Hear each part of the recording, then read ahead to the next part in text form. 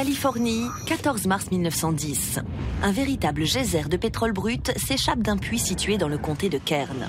C'est l'accident de Lakeview Gusher, le premier et à ce jour, le plus important jaillissement incontrôlé de pétrole sur la terre ferme. Le phénomène étant alors inédit, la fuite n'est colmatée qu'au bout d'1 an et demi. 1 230 000 tonnes de pétrole brut sont déversées dans la nature. Californie, 1969. Une nouvelle catastrophe se produit le long des côtes de Santa Barbara. C'est la première éruption incontrôlée de pétrole sur une plateforme offshore. 14 000 tonnes de pétrole brut se répandent dans la mer. La fuite est colmatée au bout de 10 jours. La côte est polluée sur plus de 50 km. Plateforme Ekofisk Bravo en mer du Nord, 22 avril 1977. Une autre grave éruption incontrôlée se produit, dans les eaux norvégiennes cette fois. 23 000 tonnes de pétrole brut se déversent dans la mer, formant une nappe d'une surface de 40 000 km². Il faudra 7 jours pour maîtriser la fuite. Golfe du Mexique, 3 juin 1979. La plateforme Ixtoc 1 explose. 810 000 tonnes de pétrole brut s'échappent dans la mer.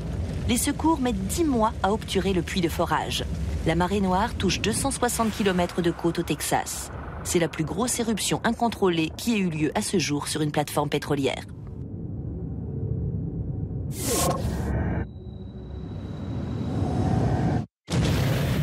Golfe Persique, 1991.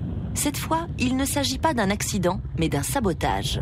Pendant la Deuxième Guerre du Golfe, les troupes irakiennes de Saddam Hussein bombardent des plateformes avant de quitter le Koweït. Environ 1 million de tonnes de pétrole brut se répandent dans la mer. Le littoral est alors pollué sur près de 700 km.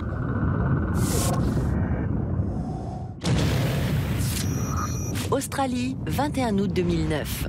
Au large des côtes nord-ouest du pays, une plateforme explose sur le site de forage de Montara. 4 500 tonnes de pétrole brut s'échappent et forment une nappe de 25 000 km². Le colmatage de la fuite prend 3 mois. Golfe du Mexique, 20 avril 2010. Une nouvelle éruption incontrôlée se produit sur la plateforme Deepwater Horizon. 670 000 tonnes de pétrole brut s'échappent en 5 mois. Les secours ne parviennent à obturer définitivement le puits qu'en septembre 2010. L'ampleur de l'impact écologique reste encore difficile à évaluer.